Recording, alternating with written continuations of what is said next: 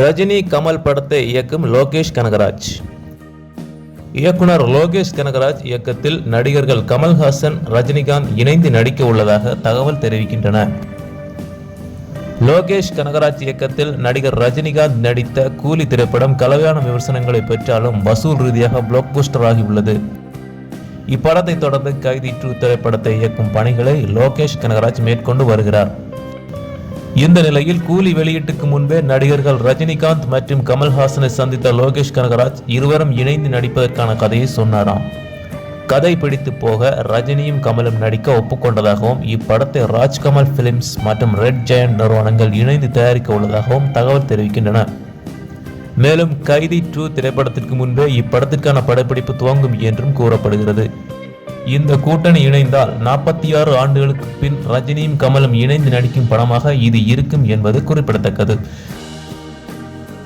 நன்றி நண்பர்களே. இது போன்ற சினிமா தகவல்களை தெரிந்து கொள்ளும் எங்களுடைய யூடியூப் சேனலை சப்ஸ்கிரைப் செய்யுங்கள்.